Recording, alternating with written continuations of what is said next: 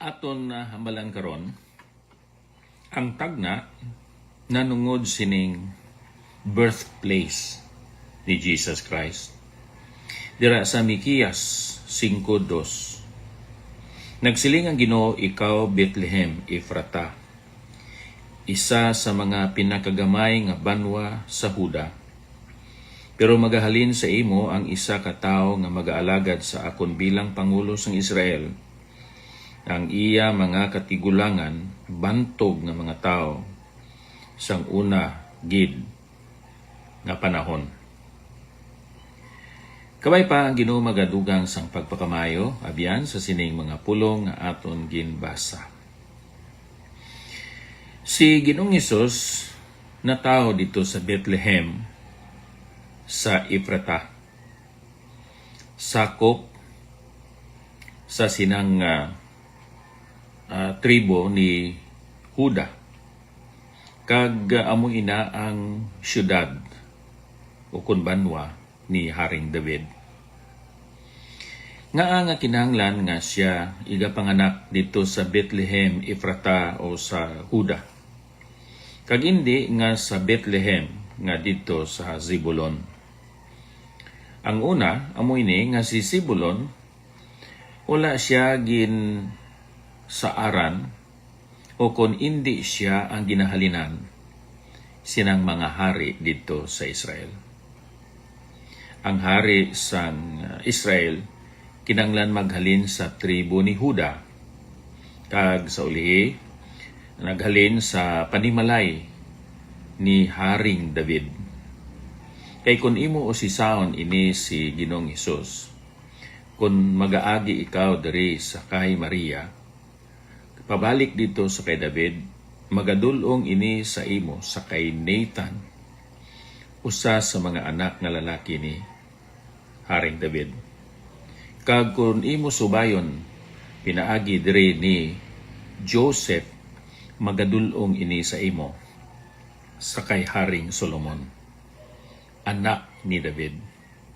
Busa si Ginoong Hesus, royal lineage kung hambala naton ang iya nga pagkatawo. Kita naman na kay balo nga hindi man gid siya anak ni Jose, kundi siya anak ni Maria. Kag si Jose amo ang iya nga foster father. So si Ginoong Hesus, sunod sa tagna o kung sa propesiya, igapanganak siya dito sa Bethlehem Ephrata, nga gin kilala nga isa sa mga pinakagamay nga banwa sang Huda. Pero sunod diri, magahalin sa imo ang isa ka tawo nga mag-aalagad sa akon bilang pangulo sang Israel, nga ang iyang katigulangan o kung ginhalinan, bantog nga mga tao sang una gid nga panahon. Kag siling gani, whose goings were of old or from everlasting. Inang goings abyan nagahambal ina nanungod sang pagpahayag sining anak sang Dios sa Old Testament, pinaagi sa mga ginatawag naton theophanies, ang appearance of God. Kag ining appearances of God or the Son of God, nagpakilala siya subong nga angel of the Lord. So si Ginoong Hesus ginbunag ni Maria dito gid sa Bethlehem. Si Ginoong Hesus na tao ni siya, una, tungod sa providence sang Dios nga Amay, natawo siya dito sa Bethlehem. Ikadua, ginpanganak siya dito sa Bethlehem because also of political reasons. No? Ang emperador nga si Caesar Augustus nag-order sang isa ka malapad nga census nga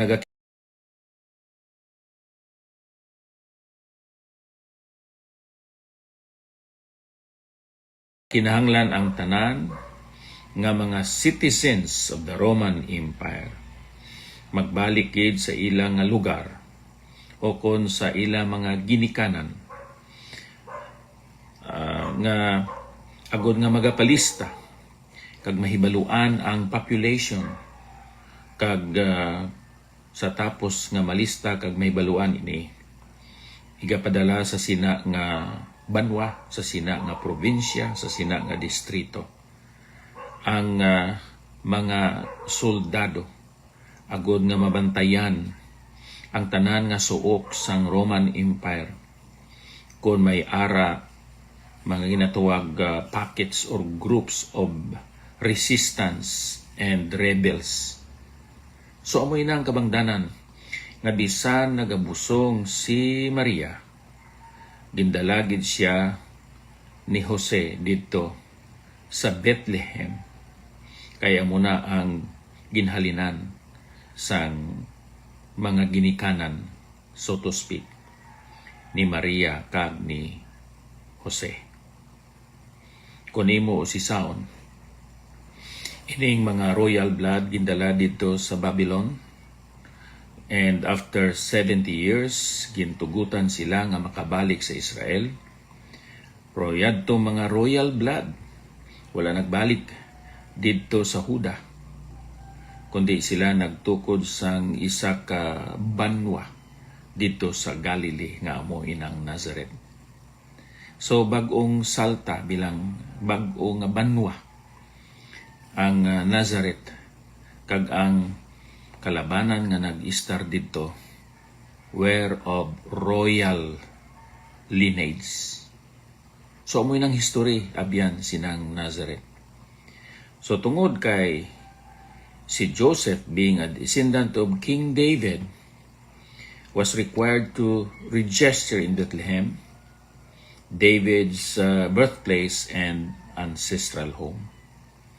So may Roman rule ang Bethlehem sa idalom sang Roman rule kag atong census bahin yadto sa ginatawag naton administrative and taxation efforts. Ang tradisyon sang mga Hudiyo amo ini ginkilala nila nga amoy na ang importante nga syudad tungod sa ilang kahilabtanan sa kay Haring David.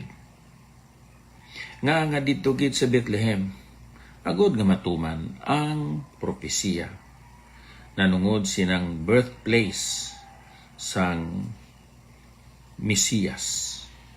Kagato na natun-an nakilala naton nga si Ginoong Hesus, Mesiyas sa mga katawhan sang Israel. O kon Kristo, kung ang bala naton ang lingwahe sa mga Griego. So ari diri si Maria kinahanglan magakadto gid dito sa Bethlehem. Yan ang abyan ang pagkatao ni Ginoong Hesus sa banwa ni David. Nagapalig-on sang iya connection sa royal heritage, birthplace ni Ginoong Hesus dito gid sa Bethlehem. Kagaton man makita diri ang pagpaubos sa pagkamatuod ni Ginoong Hesus. Wala siya kari diri sa kalibutan nga may ginatawag nga pompousness o kon pagpatahom gid sang iya kaugalingon. Dito man gani siya bunag ni Maria dito sa isa ka naligwin nga bahin dito sa Bethlehem. Kag madamo sang baka o kon kanding karnero nga naglibot sa iya. Kag mabaw yadto nga lugar. Tungod kay madamo ang mga tao nga nag-stay sa ilang inn o kon sa aton panahon karon hotel tungod sa amo nga kabangdanan. Pero wala yadto gin isip ni Jose kag ni Maria subong nga kabudlayan. Sila nagatuman, nagasunod kag nagapasakop sa kabubuton sang Dios sa ila nga kabuhi. Daw mabudlay abyan nga hangpon sa common nga mga Hudiyo during the time ng isa ka lapsag, ng isa ka bata didto ibunag sang iya iloy sa tupad sa mga kahayupan. Diri makita naton ang pagpaubos ni Ginoong Hesus tungod kag para sa pagluwas sa aton nga mga katawhan. Nagakalipay kita sa Ginoo tungod kay ginhatagan niya kita sing kay giyunan nga makabati isang pagtudlo kag pagwali sa maayong balita. Kay pinaagi sina nagaabot ang pagsalig ukon pagtuo sa kay Ginoong Hesus. Ang pagtuo nagaabot pinaagi sa pagpamati kag sa pagpamati sa mga pulong ni Kristo. Amoy nang kabangdanan abyan nga ginagamit naton ang balaan nga kasulatan. Ang balaan nga kasulatan bunga kag resulta ini sa paggiho sang balaan nga espiritu. Sa pagpili niya sa mga nagsulat sini, agod nga ang mga pulong nga masulat naghalin gid sa iya, kag ina nga mga pulong amo ang iya ginagamit sa paghatag sang kapawa kasanag paghangop ihibalo kag alam sa mga tawo nga mapainubsanon sa pagpamati sa maayong balita. Kabay pa kunta ni abyan nga ikaw may amo man nga balatyagon, magpaubos sa imo kaugalingon, maginulsol sang imo mga kasalanan, kag magsalig dira sa kay Ginoong Hesus, subong imo Ginoo, Dios, kag manluluwas sa imo nga kabuhi. Mintras nga may panahon pa abyan, maghinulsol ka sang imo mga sala, kag saligan nimo nga ang kamatayon, paglubong kag pagkabanhaw ni Ginoong Hesus. Amo ina ang imo tuuhan kag ang kunon nga kamatuoran. Kay pinaagi sa imo nga pagsalig kay Ginoong Hesus, siling sang balaan kasulatan, mahimo ikaw nga anak sang Dios. But as many as receive him, to them gave he the power to become the sons of God, even to them that believe on his name. Diyos nga balaan, madamo gid nga salamat na amo na paalinton ang kamatuoran ng imo pulong, amo na pakilala si Ginoong Hesus, ang imo bugtong anak, kag nga ikaw nagatuman sang imo mga saad, sang imo mga propesiya, ilabi na gid sa nga may kahilabtanan sa pagkatao ni Ginoong Hesus. Ginoo, amon handom, balatyagon, kag tinguha nga ang mga tao makahangop sinang kamatuoran, kay ang kamatuoran amo ang ginagamit sang imo balaan nga espiritu agod ang tao matagan sang kahilwayan. Pakamayo o Dios ang amon adlaw karon kay sa ngalan ni Ginoong Jesucristo amon ini nga ginaampo. Kabay pa. Abyan, salamat gid sa imo nga pagpamati sa sining istasyonan sang radyo. Ang Dios magapakamayo sa imo nga adlaw, kag sa sunod naman nga adlaw, ako magaduaw dira sa imo pinaagi sa sining istasyonan sang radyo. May God bless us all. Thank you. Before ko nga halin sa ako na hamtangan karon, Josephine Lumanog, si Vlog, Elsie Bakang, thank you sa inyo nga pagtanaw kag pagpamati.